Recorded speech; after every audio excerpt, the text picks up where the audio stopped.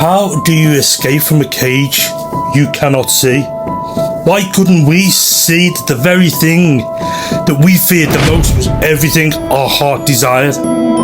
We thought it was those on the outside, those in the world. They were trapped, not us. But like sheep, we couldn't see beyond our little 6 inches of grass. Like sheep, we were only as good as the shepherd we followed. The universal leader. It was midnight. My dad was making another special secret, highly illegal visit. He was sneaking into our house to see my mum. He had parked the car within a 5-minute walk out of sight, followed by a covert short tiptoe assault on his senses, out of eyeshot of our neighbour. Remember Phil Hobbs? Flops?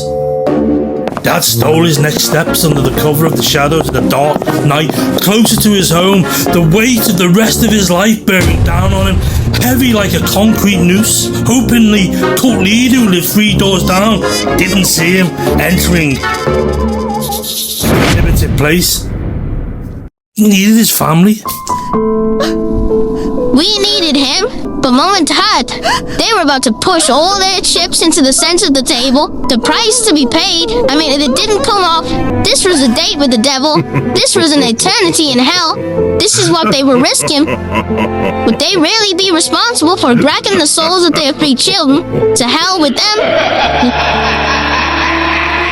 Dad was now completely off limits as he smuggled himself through the side alleyway adjoining his home. He was no longer permitted to visit, but the roar of his wife he loved and the life he once lived seemed too much of a temptation to resist. Or was it simply the loneliness of his bedsit? It was just simply too unbearable. And afraid to make new friends in case it prejudiced his chances of a return to the cult. They were just too afraid to be near him in case he contaminated them with his evil, rendering them unclean and becoming subject to the same Dad was now living.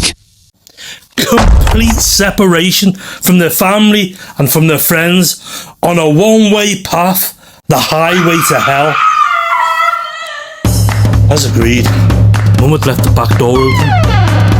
She awaited Dad's arrival, clock watching, hoping Nana would not wake up to empty her chamber pot, because this secret visit was to be their last.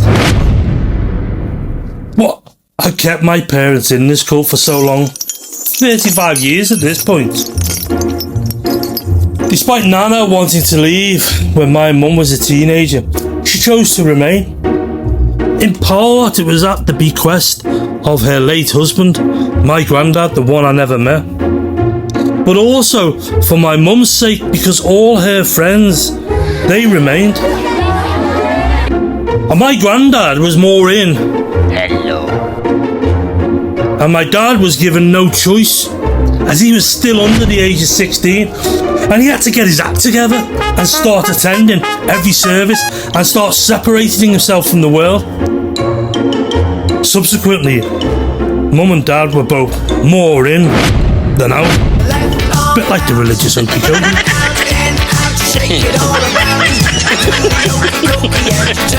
Let's get serious. They were now sufficiently brainwashed and the subjects of the universal leader's extreme, strict rules of separation, now ruled by fear and yet still teenagers. During this time, there was a period of transition, which my dad took full advantage of, to the last degree. In fact, his dad would let him listen to a radio. It was a secret radio. But my granddad, he knew that my dad was struggling with the new rules and feared like some. When he turned 16, he would leave the family, never to be seen again, just like his sister, my Auntie Falma. who left for worldly love when she was 18 and was never seen again by my dad until he left, which was 20 years later. Let me repeat that. He was not allowed to see his sister for 20 years. It's just sad. Dad was the youngest, the child. His sister left. She kissed him on the top of his head, and he watched her embracing his mum and dad, and they all cried together one last time, knowing they would never see each other again. As she turned, Dad watched her from the doors as she left until she was out of sight and he could see her no more. What must that do to a child? It was like a death in the family, but more tormenting because she was actually still alive and for a time living within a short walk of where Dad lived.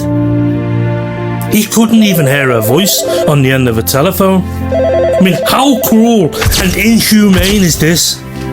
By the time he grew up and began to rebel, his sister had left Liverpool and any chance of a secret visit was completely gone, as had any lines of communication. Because in them days, if you didn't know where another lived or had their phone number, they may have well have been sent to the moon.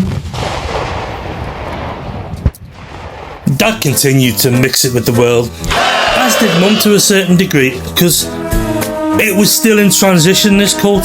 This was at the time where that guy was about to sleep with a woman half his age and then claimed God had told him to do it as a test to see who was with him and who was not. Mum and Dad were starting to withdraw because of the pressure that was building up in this cult, so they mixed with the world to somewhat a lesser degree. But when my parents started dating, they were soon married off.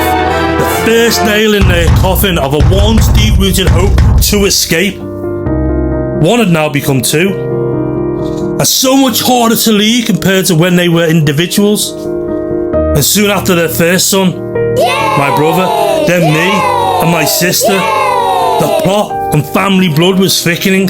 So was the spiderweb trapping them within this inescapable lifestyle. Trapped by a family they didn't want to lose, a job that provided them with financial support, fear of the loss of their wider families and friends, but more particularly the fear of eternal damnation if they didn't toe the line of the universal leaders' utter and extreme indoctrination. That said, Dad claimed he felt the life-changing power of Jesus speak to his heart. So much so that at the age of 16 he was ready to embrace this religious hokey-cokey. So he became more in than out, which was to his family's relief. Dad, a very charismatic person in life, soon found that he'd learnt the Bible in a way that he could preach the word of God and deliver the gospel in a similar charismatic way to how he lived. I mean, this gained him a lot of admirers, and soon he was preaching regularly. Once being called to the front by the universal leader to preach to over 700 members, even by his own admission, Dad was an egotist, and it was beginning to go to his head. Something he'd loathed so much for so long he was beginning to love, and now he revelled in this newfound infamy. As a local leader, he was a superstar, where he remained for 8 years. Despite this newfound fame, he was still living a duplicitous life and mixing it with the world. But unfortunately, the attraction to escape had been further dampened by the attraction of his new position as a leader, which was feeding his ego like never before. He was now more in than in can be, but not necessarily because of just the indoctrination. It was also about the excitement of who he had become and how people had begun to idolise him. Dad had a very liberal way of running things. More often than not, when the previous leadership would seek to punish sinners, Dad would often respond when a sinner confessed a sin. He'd say, "Is that all? Oh, not to worry. We'll put the cat low. Let's have a brew. See, it's at this point that the more stiff and conservative senior members started to take umbrage. My dad had quite literally taken over. And this did not sit well with the less charismatic senior would-be's, more particularly one man who was lining himself up to lead sooner rather than later. The one who took Dad to task over his flirtations with the world. It was at this point, for the sake of his family, he agreed to leave his home.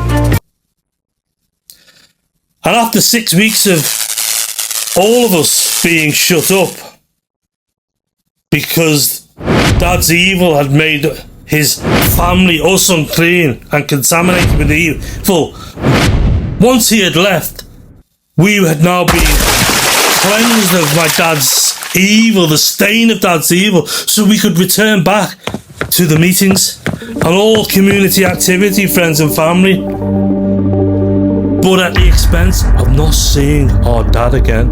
My mum, her husband, indefinitely. My parents had decided that we could remain in as a family so Dad could work on getting himself right out of the family and hopefully convincing the leaders to agree to his return. What was once an innate desire to escape had become so suppressed. They were now religiously institutionalized. Moreover, they were chin deep and growing up into the cult, so they knew nothing of the world enough at that point to make leaving attractive, at least as it was before they were married. Now in their mid-30s, they were trapped mentally, physically, certainly financially, set in the default position to remain. So they did. For the record, Dad did repent, and by leaving his house was evidence of his desire to get clean. It is usually the latter that results in the family member never returning, and the leaders pressuring the family to remain under the cover of. That once member chose the devil and hell, and if you were to follow, you chose the same, effectively dragging your kids to hell. In Dad's case, while several meetings did take place with the leaders in the back seat of a car outside his bedsit, Dad's nemesis was being as difficult as he could. And after 4 months, it was starting to wear thin. Being out had actually started to become appealing. After 6 months of being dragged over the coals and progressing absolutely nowhere, Dad's patience had worn too thin, had little or no desire from the leader to see our family restored within the cult. At one point, they made a story up that my dad now had a secret lover and that he was never coming back, and he told my mum this. And it was just simply untrue. We as a family needed our dad, and my mum needed her husband, which made any decision to voluntarily leave easier, albeit still very agonising. So, on this final midnight liaison, my parents met to discuss their inadvertent escape. One last throw of the dice. If the cult was not prepared to reunite them as a family within it, then my parents will be forced, compelled, and now threatened to reunite as a family out of it, in the evil world, almost turning the tables on the leaders, but subsequently playing into the hands of Dad's nemesis. This attempt to call the leaders' bluff unsurprisingly failed, but the die was cast. We left, and Dad returned to his home. We were together as a family. And like any decision with such magnitude, despite being the right one, there was a period of regret. Was the correct decision made? Several years later, there were still pangs of wishing they could still return. Because all their family and all their friends, 35 years of their life, was now off limits. But what did bite was the very same leader who had become so belligerent in his lack of enthusiasm to see our family reunited in the cult, soon pursuing us with a passion to take my brother back. The same was absent from my parents. This effectively was a kidnapping. Glimmer of hope that my parents perhaps needed, that they may be able to get back if they release my brother into their control, which they agreed to. And the leaders were not backwards in coming forwards, peddling the idea that my brother needed to stay clean in order to remain in God's favour and avoid being sent to hell. I mean, how messed up is this? I know of a family this happened to. The 2 older sons remained, and the other 2 younger sons were removed with their parents. Stella and his 2 sons, Ralph and Cedric, who left with him 3 years ago. Trying to remember without too much pain their 2 sons left behind. Yet another family broken up.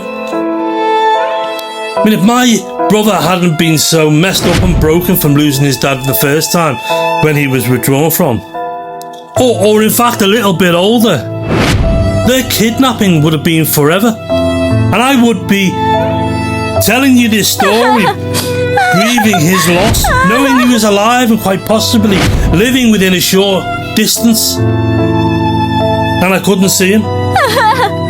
Fortunately, tainted too much by the experience when Dad was removed from his family for 6 months. My brother was not ready to embark on a life of the same, this time from his whole family. He stayed with another cult family. Thankfully, it was not too far away and close enough he could escape and return home, which is exactly what he did. Despite several years later, the leaders cornering my brother to get him back, he chose his words sparingly, and he told them to f*** it off. We were resolved to the fact that whilst the present leader was anti-Dad,